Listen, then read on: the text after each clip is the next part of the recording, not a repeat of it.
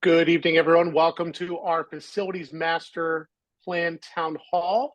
We're just going to give everybody another minute or so to get into the Zoom meeting, and then we're going to get started. Just so everyone is aware, we're going to do a webinar-style presentation with the slides for the first portion of the meeting, and then we will stop the slide presentation, and we'll open it up for audio comments or anything you want to post into the Q&A. So again, we're going to give everybody about another minute or so to get into the call, and we thank you for joining us this evening.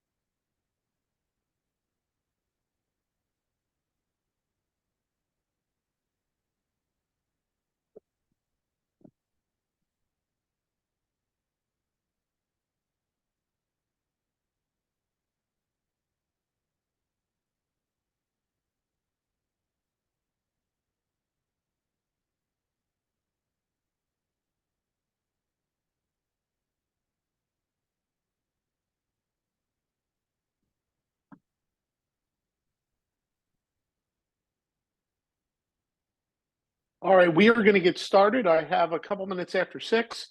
Again, welcome to joining us for this virtual town hall meeting to review our facilities master plan this evening.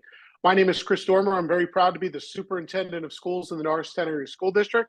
We're also joined on tonight's call by Jeff Cardwell, who is our Chief Operations Officer, and Mr. Leo DeRosier, our Chief Technology Officer. So we're going to get right in. Once again, this will be the first portion of the meeting will be a webinar style where we're going to review a slide deck with a summation of information that was also shared on the video series.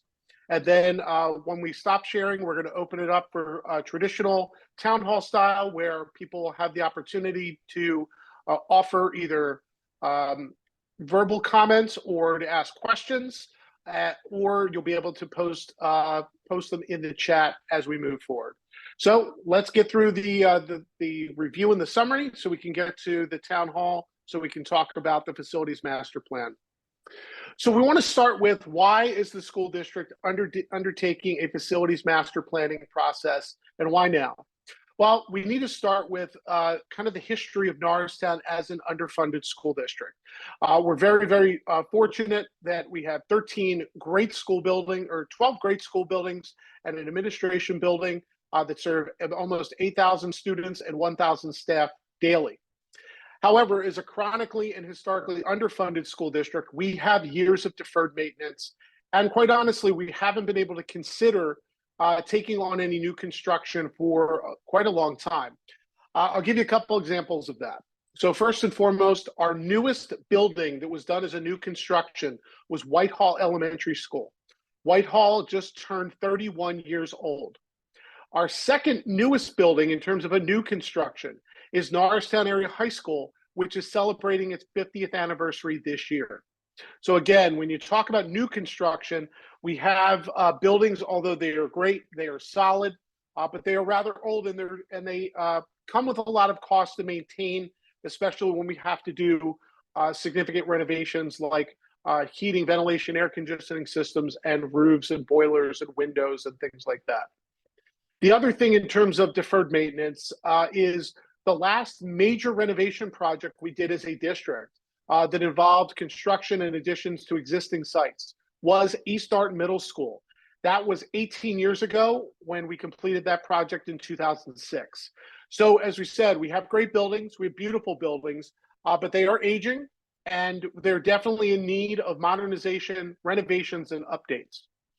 The more important reasons of why we're considering this now are largely to do with our financial outlook and the potential for state funding, additional state funding to come our way.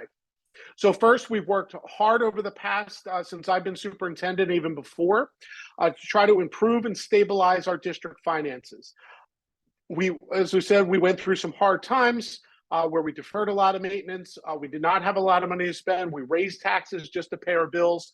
And now we've started to build up capital reserve fund. And again, where we haven't needed to raise taxes, we've been investing in staff, all due to the improved financial outlook for our district.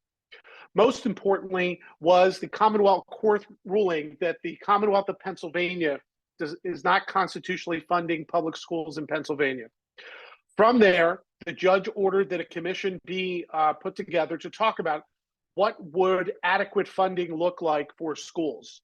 That commission released a report in January, and we're very, very pleased that they said that school funding should be based on adequacy and not on fairness or any old metrics.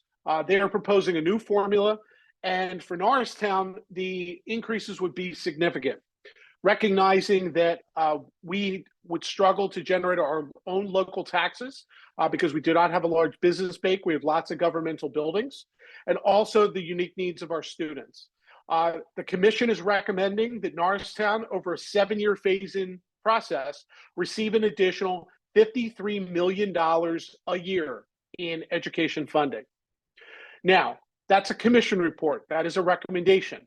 We were very, very pleased to see that the governor took that recommendation and put that into this year's budget proposal, or year one of that budget proposal. And Governor Shapiro has proposed a $13 million increase in state funding for Norristown Area School District.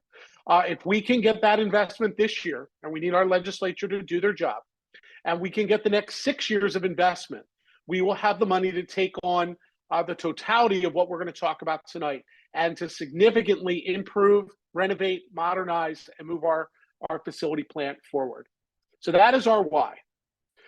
So now that we knew we were in a good place to do so, we wanted to make sure that we put our money where our mouth is. So our district is in the middle of our state-required strategic, or as the Pennsylvania Department of Education calls it, our comprehensive planning process.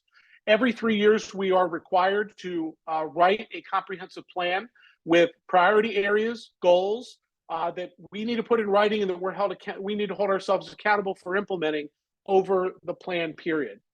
So this year, knowing we were going to be down this road, and knowing that how our schools and classrooms and the facilities can have a positive impact on teaching and learning, we wrote into our plan that one of our 4 priority areas would be facilities in the learning environment, and that we would invest in improving our district facilities. From that priority, we established 2 goals. One is to develop a comprehensive master facilities plan to make sure that we can support our student population and deliver a robust educational program for the next 10 to 15 years. And when you hear about what we're going to ask our community to consider, and potentially the board to consider, it's going to take some time for us to get the work done, get the construction done. But at the end of that period of time of updating and renovating, our building should be positioned for at least a decade or 2 or 3 into the future. We want to make sure that those dollars are well spent and can carry us forward. The other piece of this is to make sure that we're not just dressing up a building to dress up a building. Goal number 8 is about to make sure that we have, as you can see there, transformative infrastructure that supports a modern and meaningful educational experience.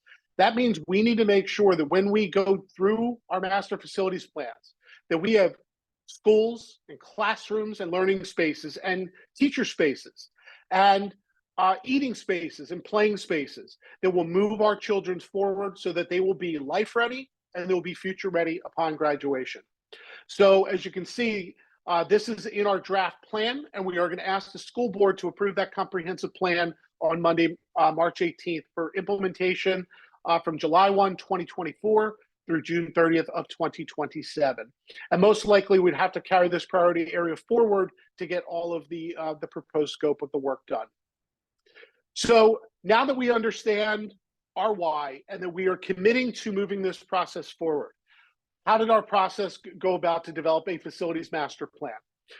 We partnered with Schrader Group, which is a local architectural firm, and came highly recommended. They've worked with hundreds of school districts across the Commonwealth of Pennsylvania on 3 phases that would help inform what we wanted to do. The first part was a feasibility study, which looked at all of our existing buildings and what shape are they in and what work would they need. Second is an enrollment study. Where are we in terms of the size of our buildings to house our student population now? What does it look like 5 years into the future? And we could stretch it out a little bit. What does it look like 10 years in the future? Because if we're going to spend, as you'll see a little bit later, millions of dollars in renovations, we don't want to do this to have to come back because we didn't anticipate either an enrollment increase or an enrollment decrease, that our buildings are the right size from the get-go.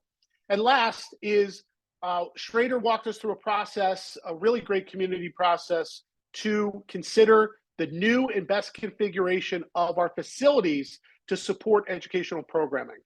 So I'm going to walk through each of those 3 processes right now. So first, the feasibility study.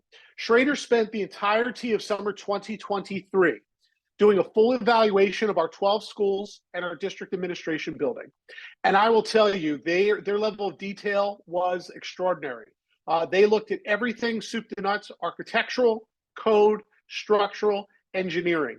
They looked at ceilings, floors, walls, windows, doors, electrical, water, safety systems, computer systems, roofs, you name it, a physical field, grass, concrete. They looked at everything upon everything upon everything. They actually returned a very detailed report when we're ready to move on this. It's about 6 inches thick. And every single page of that corresponds to individual locations throughout our district. So to give you how detailed they were, there's a page in there that details a stairwell in the administration building that needs new ceiling tiles, new lights, paint, needs its flooring adjusted, and also needs new fixtures and light switches. So you can imagine if they went with that level of detail in a stairwell, you can imagine the level of detail in our classrooms, in our offices, in our large spaces like auditoriums and cafeterias. They really did a deep dive and a really thorough map of when we're ready to commit to this work, the work that needs to be done. As I talked about the level of deferred maintenance, here's big number 1. Just for us to update our 13 buildings as they are and to renovate, modernize, and update would carry a price tag of $180 million. And in that, they've identified $30 million in what they're calling high priority phase 1 needs that should be attended to in the next 5 years. So I want to give you over the next 3 slides just a breakdown of where those costs break out to. So you can see all 13 buildings were evaluated. They put a costing range because, again, some of the choices we make in renovation will give it a little bit of wiggle room. Soft costs include things like architectural fees, legal fees, permitting fees, any fees we incur if we need to borrow money to do the project, and also soft things that are like not bolted down, like furniture and things like in fixtures and things like that. So you can see the breakdown just to do the major facility work totals about $130 to $140 million, with a major caveat at Blockson Middle School.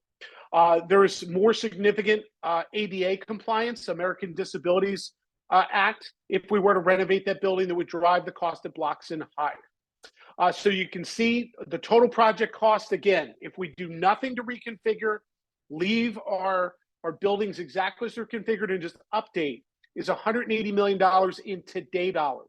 And that's a very important point, because the renovation of 13 buildings is not something we will accomplish in a year or 18 months or 2 years. We anticipate the duration to get this done will probably drive that price tag closer to $200 million as the work is done, probably over the next 5 to 10 years, if we were to just do the renovations as they are listed. I want to show you a second slide, which shows you the priority breakdowns of each of our buildings. And if you can see the red column, which I'm going to highlight here, here are the things that they are saying are 0 to 5 years. These are safety related. These are things that will keep us up and running over the next 5 years. So you look at on the high side, the Roosevelt campus at about $5.5 million because there's work there that is needed with the roof and the HVAC system. And unsurprisingly, Whitehall Elementary School, as I mentioned, our newest construction, only needs about $380,000 worth of renovations. Eisenhower Middle School is one of our older buildings, nearing 100 years old, needs about $6.5 million worth of work. Norristown Area High School, you see that in the green. That is their overall, but again, because of the size of the building and the number of students that they serve, still has about $3.5 million worth of work that we should get done with some urgency and some immediacy. These are things like updating fire alarm systems, updating roofs and HVAC and parking lots. And if you've ever been to the parking lot at like Paul Fly or Eisenhower, I'll just pick on those two, or Bloxon, you know that we need to kind of rip up those parking lots, and those are part of some of the phase one work that we'd be talking about. So again, just to handle those immediate needs, we're talking almost $31 to $32 million worth of projects. So we know what we need to fix, and before we go any further, we want to make sure, are our buildings adequately sized for our current enrollment and moving forward over the next 5 to 10 years, or do we need to consider either new buildings or additions to our current buildings? So with that, we engaged with Montgomery Education Associates with Schrader to do a enrollment study. We've engaged Montgomery 2 times prior since I've been with the district over the past 8 years, and they are absolutely outstanding. Their 2 prior enrollment studies have held within 2% accuracy of what they projected enrollments would be by school, by grade level, versus what we actually had. One year, and I will share this as the quality of their work, there was one, I think it was about 3 years ago, they predicted Marshall Street Elementary School within 1 kid.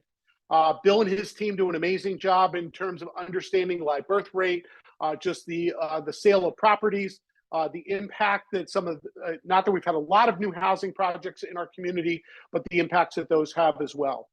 So they looked at individual building capacity, and we looked at our enrollment now versus what it's projected to be 5 years out to say, do we need to consider doing something in terms of either a new building or in addition to an existing building?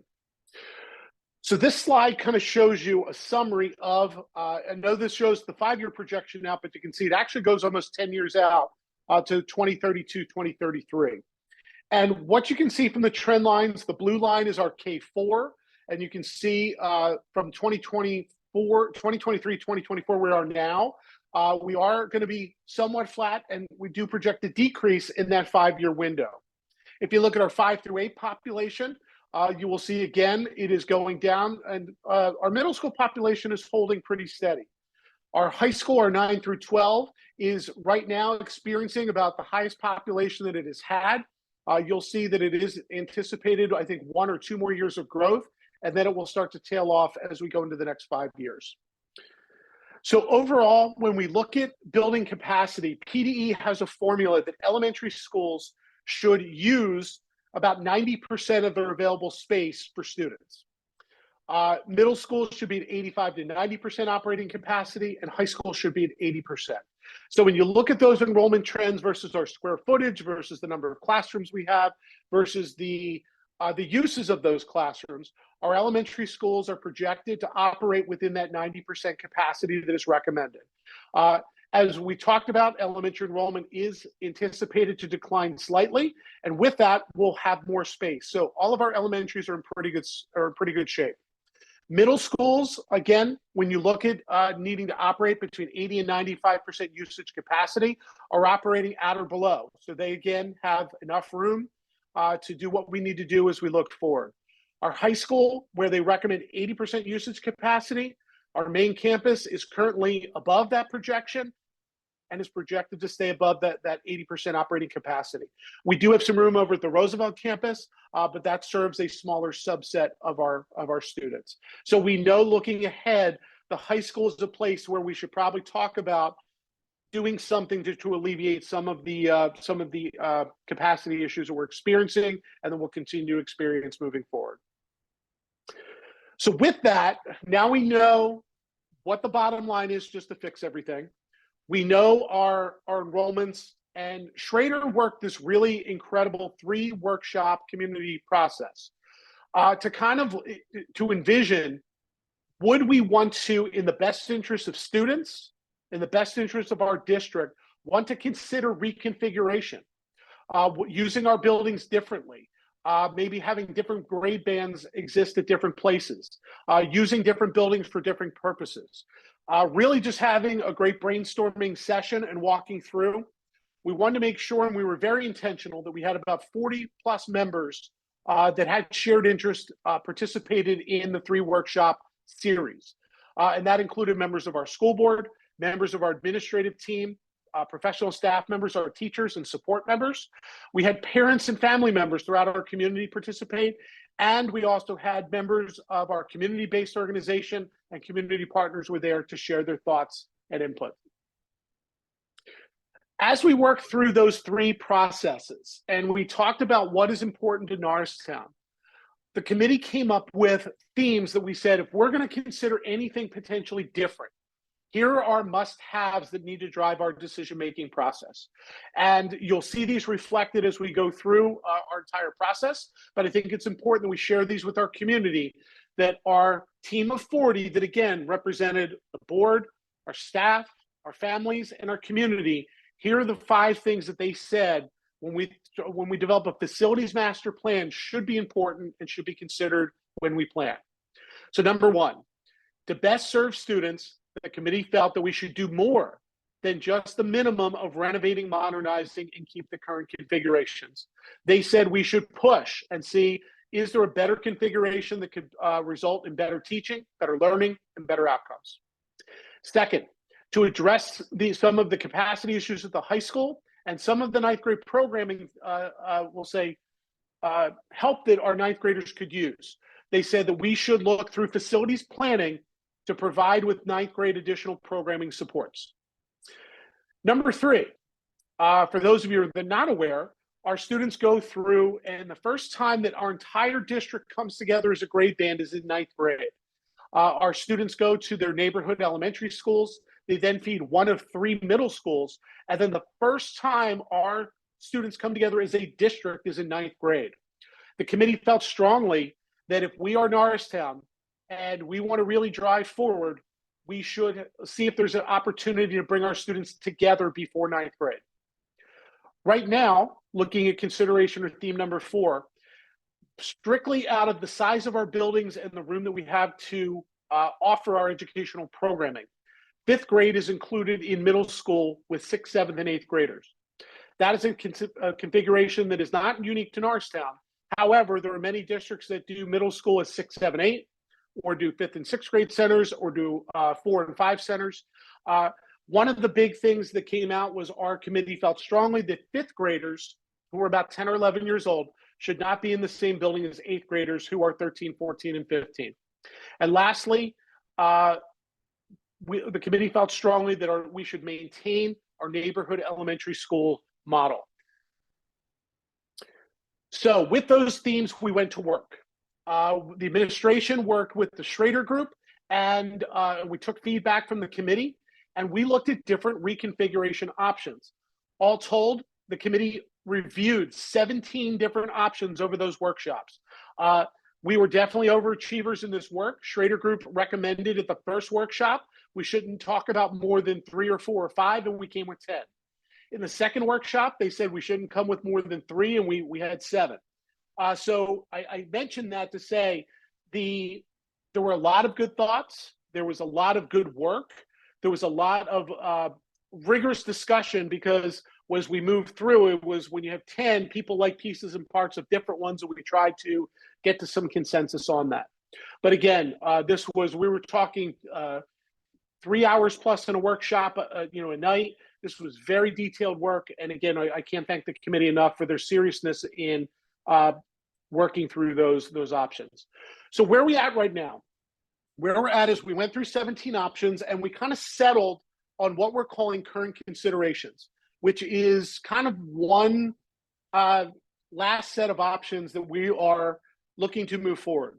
It's bold, it's different, and you're going to see that when I walk through the 9 things that we're going to be asked to consider when we move forward. However, it came with a cost, because you will see there are at least 4 major construction projects, additions to building and or new construction that will accompany this plan if we move forward with it. It drives the price tag up to $330 million. So before we take anything to the board, we want to make sure that we communicate where we are at. We want to gather our broader community thoughts and feedback as we go through this process. And also, we're working to find ways to minimize the impact to taxpayers. I mentioned in the beginning, we're very optimistic of the commission report and that the judge will mandate the legislature to come through with that adequacy-based funding for us. If that funding comes through, I'm very happy to say we've already done some preliminary financing, and the money it will take will cover the entirety of that $330 million with little to no impact to our local taxpayers. We recognize that over the years, we've raised taxes and people bear a high local tax burden, and we are trying to minimize that, but also move our schools and position them for the next 10 to 20 to 30 years moving forward. So with that, I'm going to walk through the 9 considerations, and then we're going to open it up for discussion. So consideration number 1, and this directly deals with 2 things: making sure we are attending to our 9th graders and also giving relief to the high school is operating at or near capacity. So number 1, we would construct a new addition wing onto the North Center Area High School that would be dedicated for a 9th grade academy where they would receive all of their core subject classes. We would also, as part of that construction project, ensure that all the other identified renovations at NAHS are completed. Second, we would consider moving the Roosevelt campus programs back to main campus, to the current new wing. I'm not talking about the wing that I just talked about as building, but the wing that is between the main building and the athletic wing, and would operate as a school within a school. The committee felt that our Roosevelt students, by moving back to main campus, would have access to elective classes and extracurriculars that they currently do not have over at Roosevelt campus at this time. And again, I think what you're going to see throughout the considerations is the focus on trying to do what is best for students: opportunities, academic supports, setting them up for success. Considerations 3 and 4 are going to address our two themes at middle school. So first would be to construct a new addition onto the Eisenhower Science and Technology Leadership Academy. We would complete all other renovations at Eisenhower. Eisenhower then would be converted and would become the 5th and 6th grade center for the entire district. So this, as I said, accomplishes 2 things. Number 1, it separates our 5th graders from our 8th graders. And second, it brings all of our district students together in 5th grade so they can go on an educational journey together throughout middle school and throughout high school. Consideration number 4, as you probably guessed, has to then account for our 7th and 8th graders. So the consideration is to construct a new addition at East Norriton Middle School to complete all other renovations at East Norriton, and then East Norriton would become the 7th and 8th grade center for the entire district. Consideration number 5 is, again, to keep our neighborhood elementary school model. However, we would convert all elementary schools to a kindergarten through 4 configuration.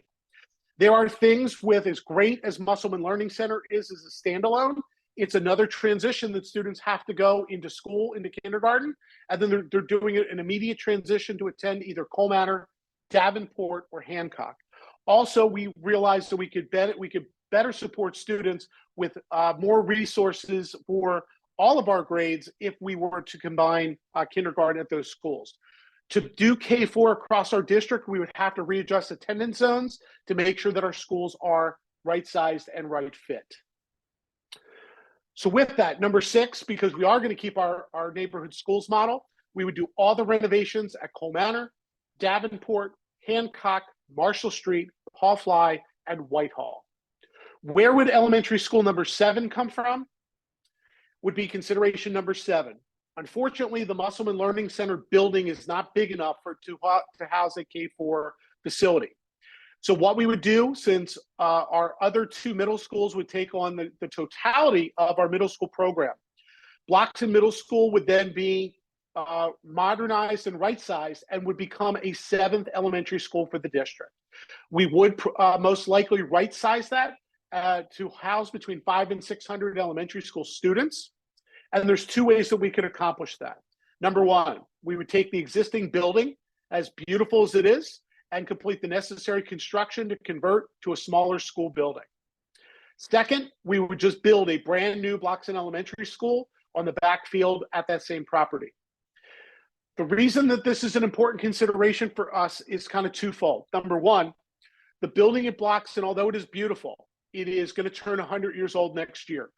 There is a lot of deferred maintenance. There are ADA things we would have to do. There's a lot of additional work that would have to go into that is costly. And again, we probably would be looking at a $40+ million renovation at that school. Or we could spend a little bit more, and that $25 million is on the high side if we were to build a new 500 to 600 student elementary school on the same property. And again, that way we walk into a brand new building, and I think it would be a real potential benefit for the district.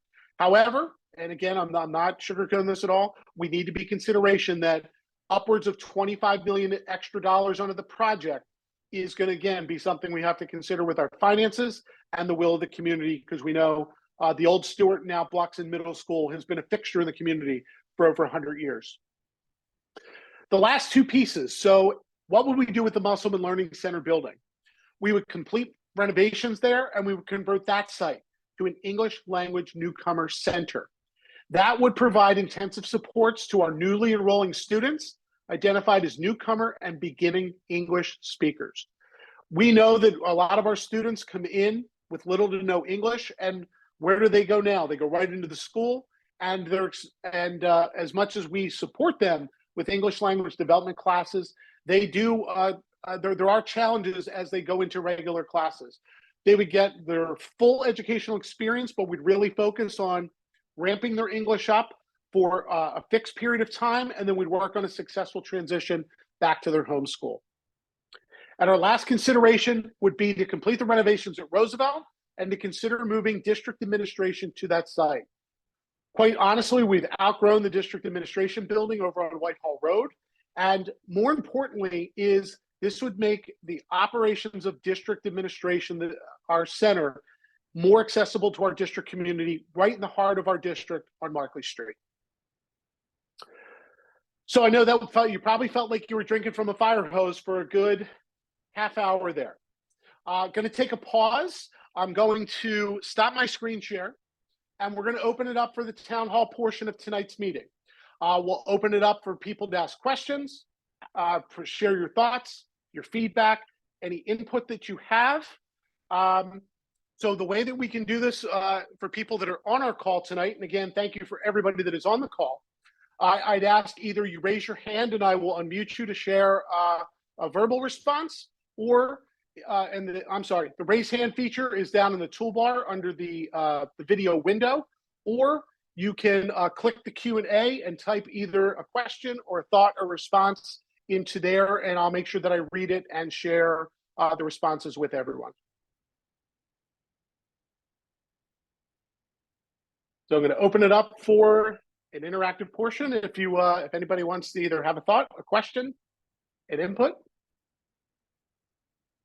And again, thank you everybody for taking time to allow me to go through the slide deck, and we'll go from there. Okay. First up, Miss Hunter. Good evening, Zoe. How are you? You can unmute yourself, and welcome.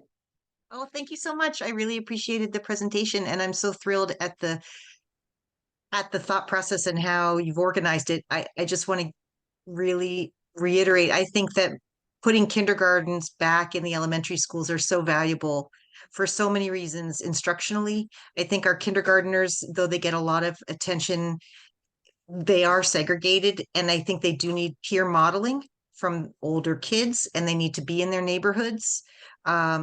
So I just think that that's going to be, and there's going to be more continuity with how we instruct them. So I think that's a wonderful idea. Thank you, Ms. Hunter. I appreciate your thoughts and your feedback. Let's see, we're gonna, okay. Anybody else, any thoughts or questions or suggestions?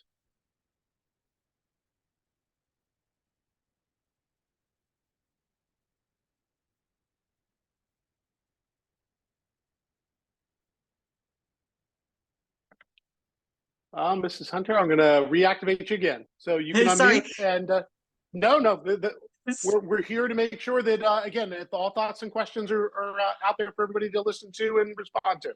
Yes, I did have a question in terms of how, I mean, I know that there's a million details about how the existing elementary schools would be adjusted for being able to bring kindergartners back, but what does that mean? Does that mean like putting another floor on top? Does it add another, like a third floor? Or how does it work on buildings like old buildings like Davenport? Sure. No, thank you, Ms. Hunter. That's a great question. One of the things I want to stress that probably, when I'm walking through the considerations is that probably the project timeline. So if we move forward with this as is, we would probably not even get to the elementary reconfiguration for probably a period of somewhere, I'd say, a minimum of 6 to 8 years. That's because the initial phase, again, if we move forward with this, is going to be those phase one priorities. It's then going to be, then we have to do things somewhat sequentially because we can't reconfigure our elementary schools until the middle schools are done, and we can't do that until the high school is ready to take on, their new reconfiguration. So even if the board approved it, we probably, and so I say all that to say the high school would probably be phase one of a construction project. We probably, even if we approved it this school year, so we'll say April, May, June, August, we're probably not breaking ground on the high school addition for probably anywhere between 18 months to 2 years between the architectural work, the permitting, the work with PDE, all those things. And then we're probably looking at a 2-year construction timeline. So, so you look for, so that probably puts the high school new wing opening in 4 years. And then we probably would need to utilize those classrooms while we renovated the rest of the building for probably another year. Because again, we have to be mindful of that we don't have an empty building where we could relocate to get the renovations done. While the high school is underway, we probably would start architecturals for the middle schools, probably a 2-year process. We'd probably be looking at 2 years of that. So again, now we're 6 years out when then we'd start the architecturals for the elementaries. And then, and if we went forward with Bloxton, that would kind of be a primary driver to get that school up and running. So, Zoe, to your point, once we got Bloxton done, and if we did that as a 500 to 600 elementary school, we would rebound everything so that like a school like Davenport would be geographically bounded, that like where they're at right now in that kind of like 350 range would then draw K through 4 instead of 1 through 4. And probably the catchment area for Bloxton being a bigger school would be bigger when we draw more kids in. So likewise, the current boundaries for like Bloxton, Coal Manor, and Hancock would probably get smaller so that, again, they could take K4 and keep about the same capacity that they're at. Did I answer your question there? I know I went a little bit long on when we would get to it, but did I answer your question on like what that zoning and redistricting would look like?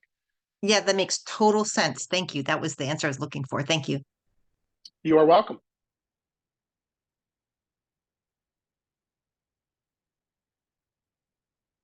Anybody else with thoughts, questions, feedback, input? There are some questions in the Q&A. Oh, thank you, Mr. DeRosier. Mr. Forker, thank you for your question. It says, when is the current project start outlook? That's what we're working through right now, Mr. Forker, which is we want to make sure that we do a thorough vetting process before we take anything to the board. Quite honestly, I would love for us, in terms of those phase one, those I don't want to call them emergent, those priority one work that we have to do. I'd love to see that happen in the next school year, so that we could, again, like roofs that need to get fixed, boilers, parking lots, Like I said, I know there's at least 3 parking lots that are in desperate need of just being completely redone. So really from when we start, then, we do have a little bit of wiggle room on the other pieces. But like we said, an ideal timeline for me, if we can get some certainty on the funding, is get those phase 1 projects going in the next school year. Maybe get a commitment to start the high school project, and then we're kind of on our way, that we know those two pieces alone are probably going to cover us for the next 4 years. Let me get Tyree Thompson's question.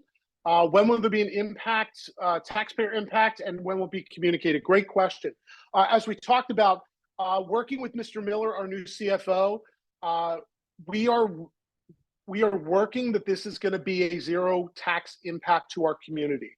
Again, a lot of that is going to depend on the state coming through on the projections that they have given us for state funding.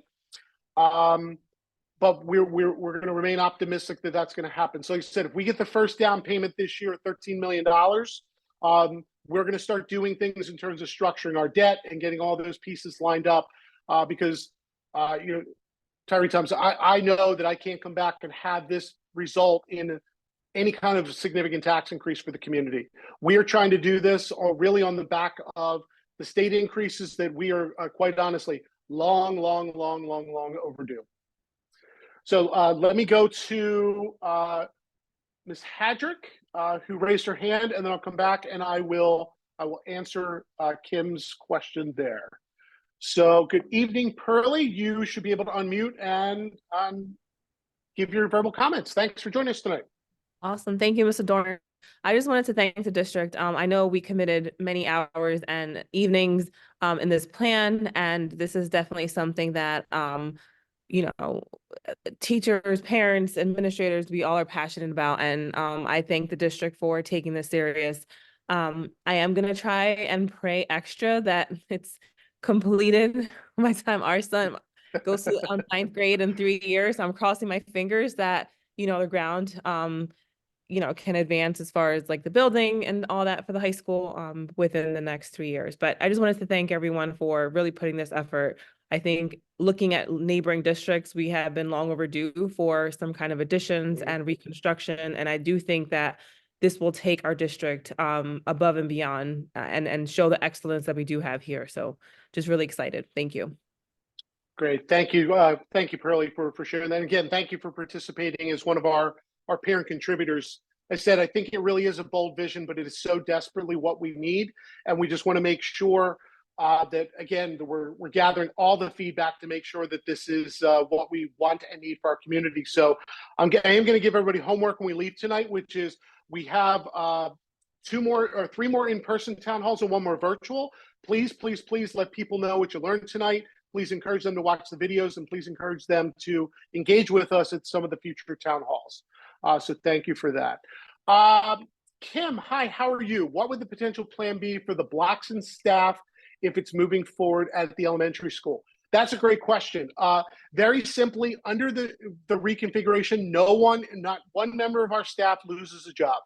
What we would do with Blackson is when we convert Eisenhower to 5-6 and East Norton to 7-8, we would look at teachers in terms of their certificates and their current assignments, and we would they would, in short, get reassigned to either Eisenhower or East Norton for their instructional assignment.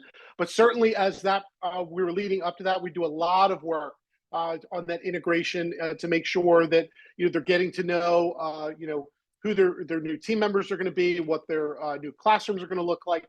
I'm not 100% going to promise if we move you that you're going to go into one of the brand new classrooms, but I think I'm going to try to insist that happens for our relocated staff. But everybody will have a job. It'll just be a matter of whether they're going to be reassigned to the 5-6 building or the 7-8 building.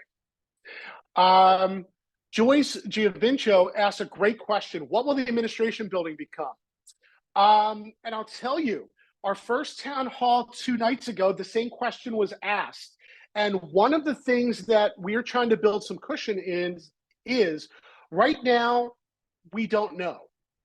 Assuming all the pieces fall into place, we will have a building that is going to be there that we want to make sure that we have some optionality at the end, because the one thing that all my superintendent colleagues have told me that have undertaken big projects is nothing goes 100% according to plan.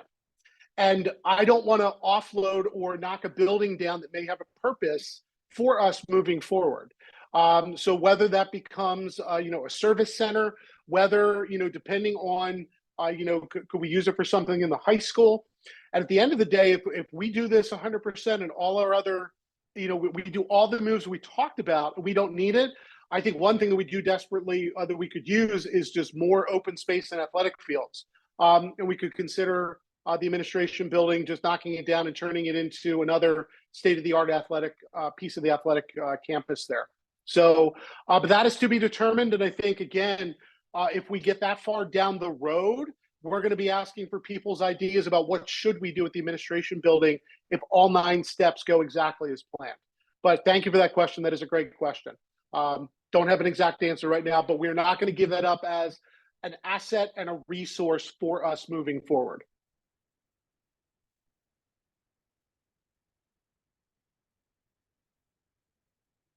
Anybody else? Great questions in the Q&A, great questions verbally. And again, I appreciate everyone's time and your engagement on this.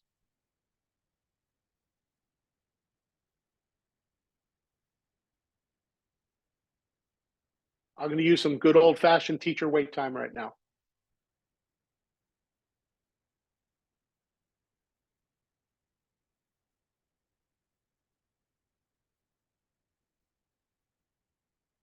But I'm also not going to make this awkwardly uncomfortable or keep people here for 2 hours if we got it.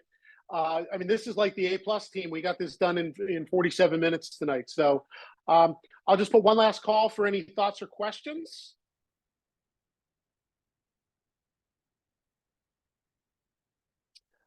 Okay, well, I thank everyone for your attendance tonight. With that, I'm going to call a close to our town hall this evening. So a couple things. One, you are welcome. We are doing in-person town halls March 19th at the Public Library, March 21st at Eisenhower, and April 2nd, we are doing a dedicated Spanish session at Aclamo. We're also doing a third virtual session, 10 a.m. On Tuesday morning, April 2nd. So please spread the word. You are welcome to come back and attend. I'll just warn you, the slide presentation is going to be the same, but if you want to come and engage or something grabbed you or you want to make sure we get that information, you are welcome to attend any or all of the town halls. Your homework is to please get a friend, a neighbor, or somebody to attend one of our town halls because we want to hear from as many people as possible on this.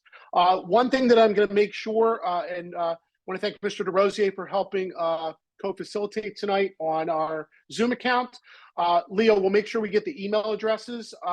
The in-person sessions, we did have a one-page summary document, and I want to make sure I get that out to everybody so you have that available as you're talking. It has our themes, just again, summary of the feasibility study and the enrollment work, and then most importantly, the 9 considerations so that, again, if you're talking to people about it or you want to go back and reference it, I want to make sure you have that accurate information. As Pearlie said, we are trying to be as open and inclusive and transparent about this. At this point, this is not even at the recommendation phase with the board. We very intentionally want to gather more community feedback because, as everyone pointed out, this is a big number. We want to make sure that, number one, first and foremost, it's the right thing to do for our students, our parents, our families, and our community. And second, and equally as important, that we can finance this in such a way that we are not driving people's tax bills to unsustainable levels. So we're being very thoughtful and intentional with this so that, again, it is a win across the board. But to me, it is exciting to talk about these things that we can have new and modern and honestly showcase facilities that, that again, are going to carry us and the next generation of Norristonians forward. So with that, I'm going to call our evening to a close. Again, thank you everybody for joining us. Have a great evening and hope to see everybody soon.